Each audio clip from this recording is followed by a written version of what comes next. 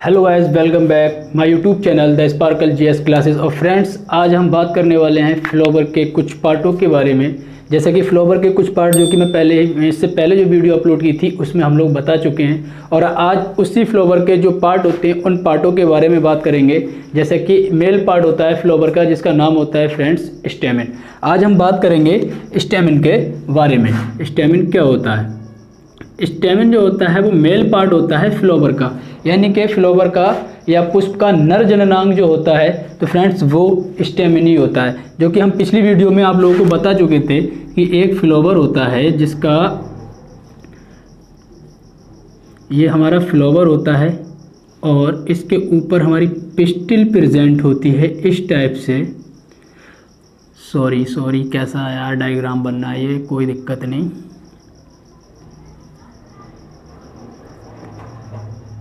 कभी कभी हो जाता है ऐसा, जो डायग्राम जो है सही नहीं बन पाता है। तो फ्रेंड्स, ये हमारी पिस्टिल बनी और ये मैं बना रहा हूँ, अब ये हमारा बन जाता है स्टेमन। तो स्टेमन हमारा ये हुआ, और ये हमारे जो कलरफुल होते हैं इन्हीं को हम बोल देते हैं पेटल, और नीचे जो ये हैं ये हमारे ग्रीन वाले, इनको बोल देते हैं हम सेपल। चलो मैं लिख भी देता हूँ। सेपल ये होता है हमारा थैलेमस, इसको बोलते हैं फ्रेंड्स स्टेमन, और इसको बोलते हैं हम पिस्टिल। ये डायग्राम फ्रेंड पिछली वीडियो में मैं बता चुका हूं, और आज हम इसी डायग्राम के जो पार्ट हैं उन पार्टों के बारे में डिस्कस करेंगे।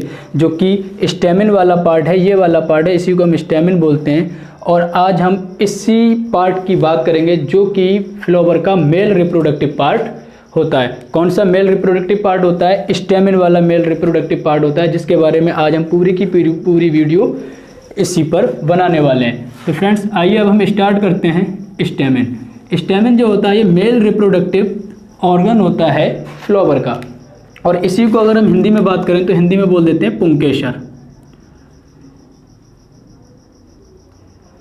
इसको हम बोल देते हैं पुंकेसर, जो कि ये फ्लावर का मेल पार्ट होता है। तो फ्रेंड, इसकी मैं अगर स्ट्रक्चर की बात करूं तो ये जो होता है हमारा दो तरीके का बना हुआ होता है। ऊपर वाला जो होता है इसको हम बोल देते हैं एंथर, इसको हम बोल देते हैं फ्रेंड्स एंथर, और नीचे वाला जो होता है इसी को हम बोल देते हैं फिलामेंट। इन दोनों को मिलाकर हम बोल देते हैं स्टेमन, जो कि आप अपने लोग हेडिंग ही पढ़िए कि स्टेमन क्या होता है। तो स्टेमन दो पार्टों से मिलकर बना होता है, एक तो होता है हमारा एंथर एंड दूसरा होता है फिलामेंट। अगर एंथर की बात करें तो फ्रेंड इसको बोल देते हैं परागकोश, हिंदी के अंदर परागकोश, और इसको बोल देते हैं पुतंतु। फिलामेंट को बोल देते हैं पुतंतु, और स्टेमन को आपको मालूम ही है कि भैया पुंकेसर बोल देते हैं। तो इस वीडियो में हमें क्या पढ़ना है? जैसे कि आपका ऊपर वाला पार्ट होता है एंथर, और नीचे वाला पार्ट जो होता है ये पार्ट होता है हमारा फिलामेंट। तो फिलामेंट वाले पार्ट को तो हमें पढ़ना नहीं होता है। क्यों? क्योंकि फिलामेंट वाले पार्ट में ज़्यादा डिटेल में नहीं पढ़ना है। हमको पढ़ना किसके बारे में? हमको पढ़ना है एंथर के बारे में। तो फ्रेंड्स, हम एंथर को आज डिटेल में पढ़ेंगे। तो सबसे पहले अब हम बात करते हैं किसकी? एंथर की। यहाँ पर आप पढ़ चुके हैं ये एंथर होता है, तो हमें स्टेमन के बारे में फिलामेंट के बारे में क्लियर नहीं पढ़ना है। क्यों? क्योंकि वो छोटा सा ही पार्ट होता है और उसे हमें डिटेल में नहीं पढ़ना है। हमें डिटेल में पढ़ना है एंथर के बारे में। एंथर यानी कि हम बोल सकते हैं स्ट्रक्चर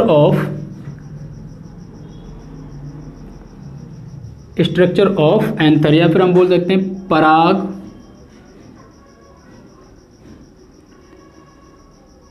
कोश की संरचना। ठीक है फ्रेंड्स, तो अब हम बात करते हैं एंथर, जो कि अभी हमने बता चुके हैं कि नीचे फिलामेंट और ऊपर एंथर, दोनों को मिलाकर बोल देते हैं स्टेमन। स्टेमन का एक ही पार्ट होता है जिसका नाम होता है एंथर। तो एंथर की स्ट्रक्चर कुछ इस टाइप होती है। ये हमारा क्या होता है? एंथर। तो दोस्तों, एंथर जो है आप लोग देख पा रहे हैं कि एंथर कुछ ऐसा लग रहा है जैसे कि दो पार्टों में डिवाइड होता है। यानी कि एक पार्ट हम इसको बोल सकते हैं और दूसरा पार्ट हम इसको बोल सकते हैं, 1 और 2। तो एक पार्ट हमारा एंथर का ये होता है और दूसरा पार्ट हमारा ये होता है। जो पार्ट होते हैं इन्हीं पार्टों को हम बोल देते हैं या तो पॉली बोल देते हैं हिंदी में, या फिर फ्रेंड्स इसी को हम बोल देते हैं लोब। तो हम कह सकते हैं कि हमारा एंथर जो होता है वो वाई लोब हो सकता है, यानी कि वाई लोड हो नहीं सकता है बल्कि होता ही है, वाई लोड होता है। कौन होता है बाइलोब? एंथर हमारा जो होता है वो बाइलोब होता है। अब इसी एंथर की मैं अनुप्रस्थ काट लेता हूं, यानी कि इसी एंथर को मैं काट लेता हूं बीच से, तो ये कुछ इस टाइप का दिखाई देगा।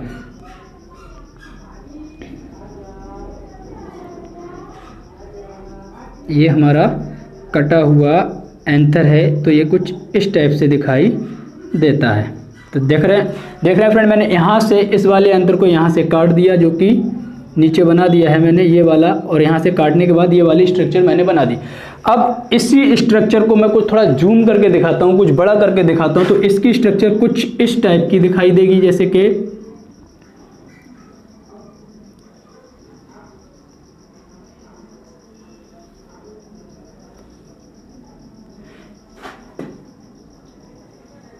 कुछ इस तरीके से दिखाई देगी।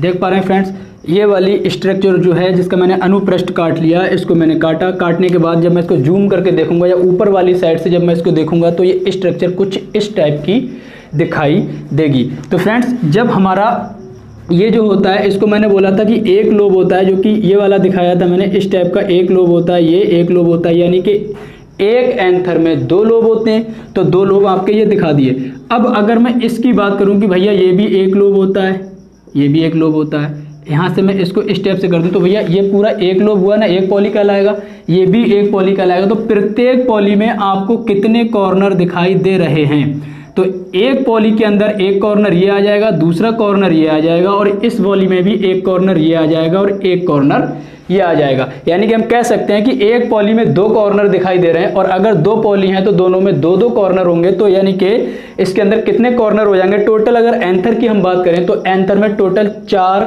कॉर्नर हो जाते हैं, और जो कॉर्नर होते हैं फ्रेंड्स, उन्हीं को हम बोल देते हैं लघु बीजाणु।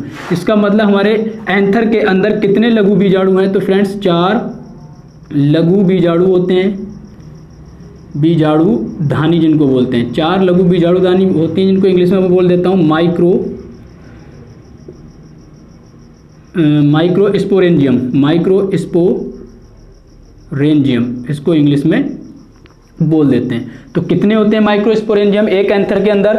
एक एंथर के अंदर 4 माइक्रोस्पोरेंजियम होते हैं।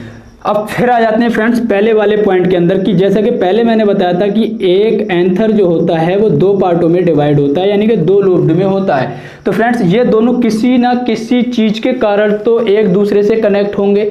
जैसे कि ये वाला लोब, ये वाला लोब, जो दोनों लोब हैं, ये दोनों किसी न किसी के कारण तो कनेक्ट होंगे। तो ये होता है एक कनेक्टिव टिश्यू के कारण। कनेक्टिव टिश्यू जो होता है वो इन दोनों पॉलियों को एक दूसरे से कनेक्ट कर देता है, तो इसको हम बोल देते हैं कनेक्टिव टिश्यू।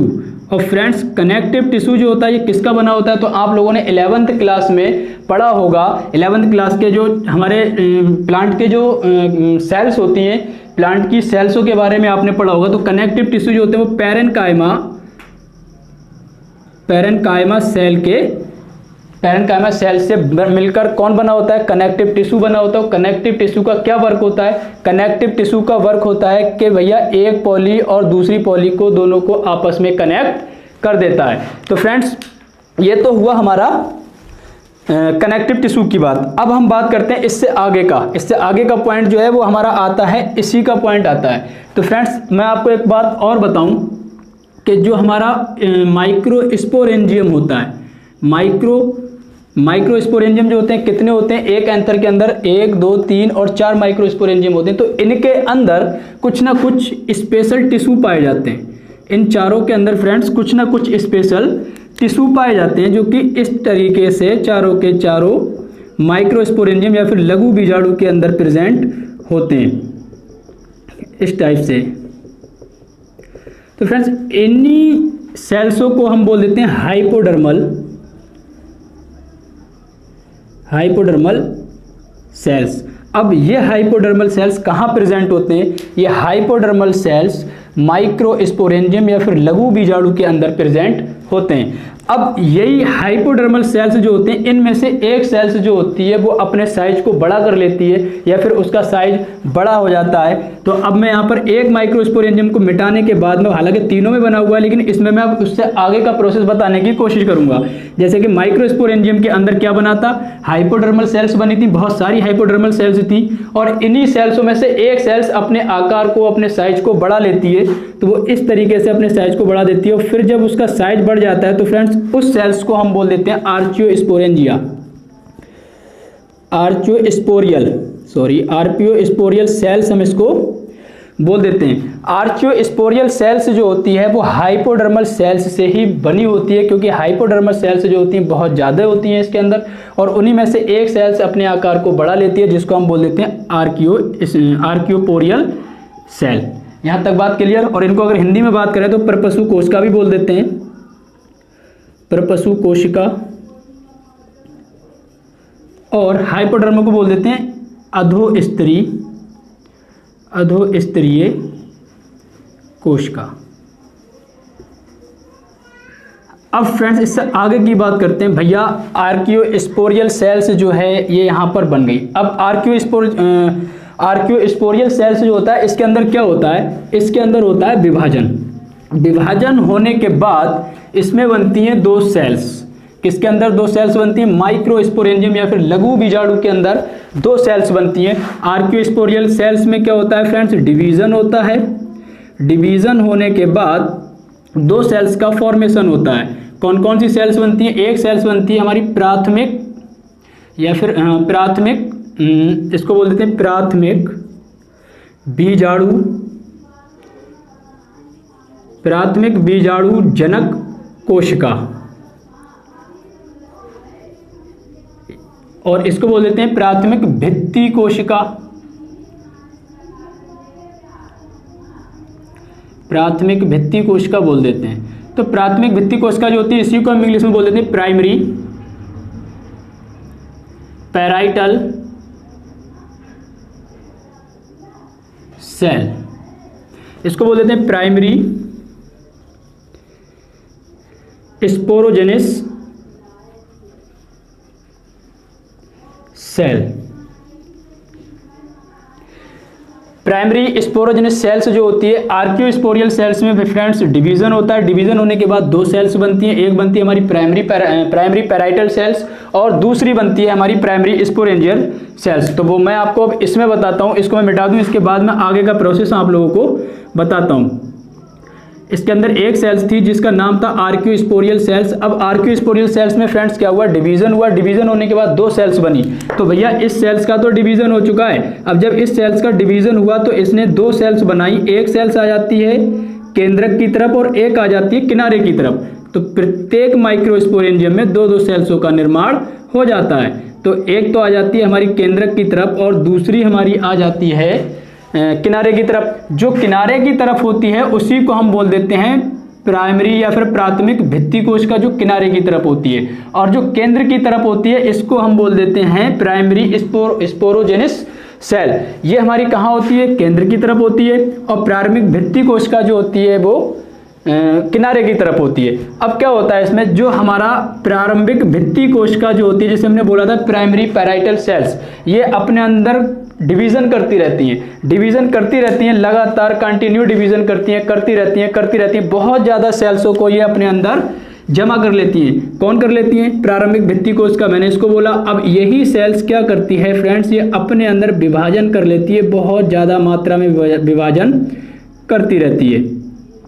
विभाजन करने के बाद यही जो हमारे प्रारंभिक भित्ति कोशिका में विभाजन हुआ है, कोशिकाएं बनी हैं, यही कोशिकाएं आकर माइक्रोस्पोरेंजियम या लघु बीजाणु धानी के बाहर की तरफ जो चार सेल्स होती हैं या चार लेयर पाई जाती हैं, वो यही वाली सेल्स हमारी लेयरों को बनाती हैं। इसका स्ट्रक्चर हम डायग्राम इधर देख लेते हैं।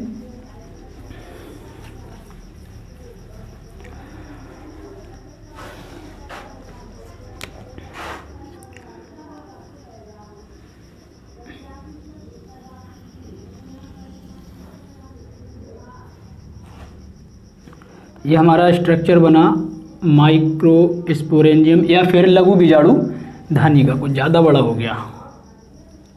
ठीक है, इसके अंदर लेयर बन जाती है।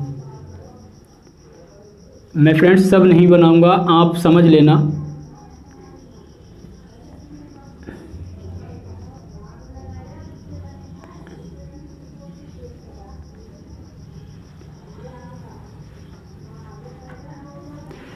भैया ये वाली लेयर जो थी बाहर की तरफ जो बनी हुई है, तो पहले से ही लेयर बनी हुई है और इसी लेयर को हम बोल देते हैं एपिडर्मिस। कौन सी लेयर बोल देते हैं फ्रेंड्स? एपिडर्मिस। तो भैया पहले से ही बनी होती है। अब इसके अंदर हमारा जो ये वाली सेल्स थी, इनको बोला था प्रारंभिक भित्ति कोशिका। प्रारंभिक भित्ति कोशिकाओं ने अपने आप में बहुत ज़्यादा डिवीजन किया। डिवीजन करने के बाद सेल्स बनाई और उन्हीं सेल्सों से माइक्रोस्पोरेंजियम के अंदर 4 परत बनी होती है, 4 लेयर बनी होती है। वो इन्हीं सेल्सों से उन परतों का निर्माण होता है। तो सबसे पहली वाली जो लेयर थी उसका नाम तो था एपिडर्मिस, जो कि पहले से बनी हुई होती है। मैंने यहाँ पर भी बताया आपको, ये वाली लेयर जो होती है पहले से बनी होती है। लेकिन जो ये वाली सेल्स होती है, इनसे कितनी लेयर बनी होती हैं, अब हम उनकी बात करते हैं। सबसे बाहर वाली एपिडर्मिस पहले से प्रेजेंट होती है। अंदर वाली जो लेयर बनाती हैं यही वाली कोशिकाएं विभाजन करने के बाद, उनको हम बोल देते हैं एंडोथीसियम। और इनके अंदर भी कुछ लेयर होती हैं जो कि हमारी इन्हीं सेल्सों से बनती हैं, उनको हम बोल देते हैं मिडिल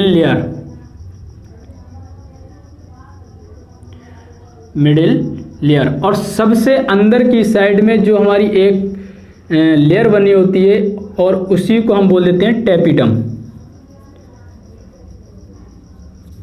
लेयर होती है। अब भैया इस वाली सेल्स ने डिवीजन किया।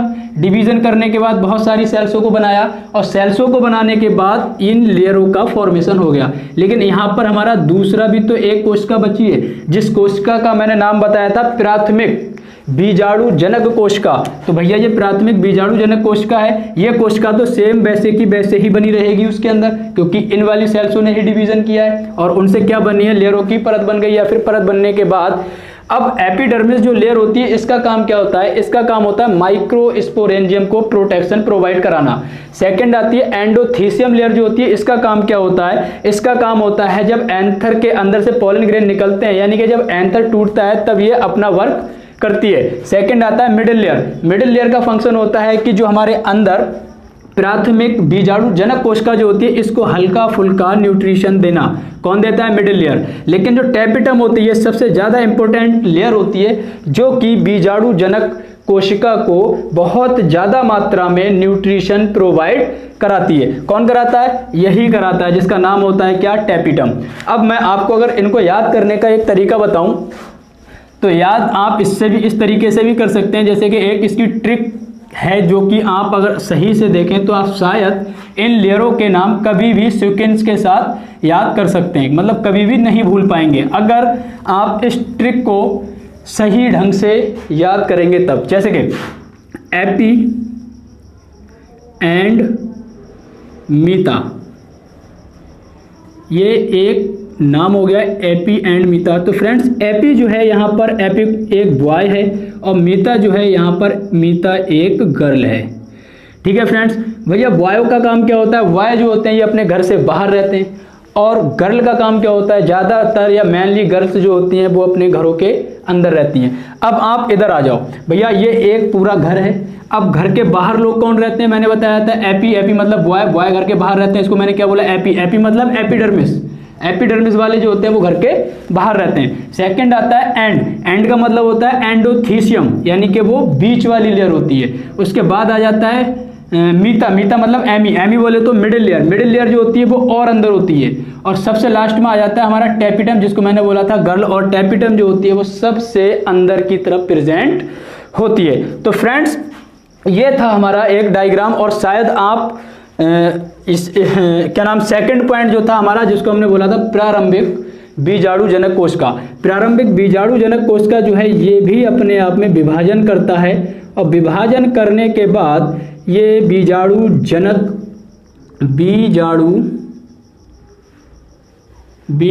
जनक टिश्यू का निर्माण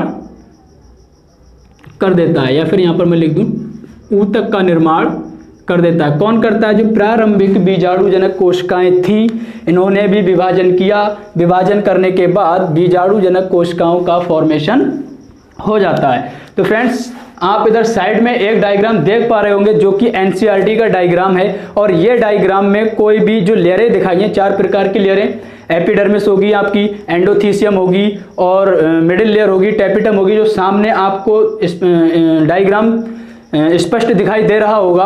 ये एनसीईआरटी के अंदर इसको लेयरें जो हैं इनको सही तरीके से नहीं दिखाया गया है, लेकिन मैंने आपको यहाँ पर इसको भी डिफाइन अच्छे से किया है कि यहाँ पर जो 4 प्रकार की लेयरें बनी हैं ये कौन सी वाली सेल्स से बनी हैं और ये कहाँ से आई हैं। तो आई होप आप लोगों की समझ में वीडियो आई होगी। प्लीज़ अगर आपकी समझ में हमारी वीडियो आई हो तो हमारे चैनल को सब्सक्राइब करें, लाइक करें और शेयर भी करें, और हमारी वीडियो को देखने के लिए हमारे चैनल को बहुत अच्छे से सपोर्ट भी करें, जिससे हम आपको अच्छे से अच्छी वीडियो दे पाएँ।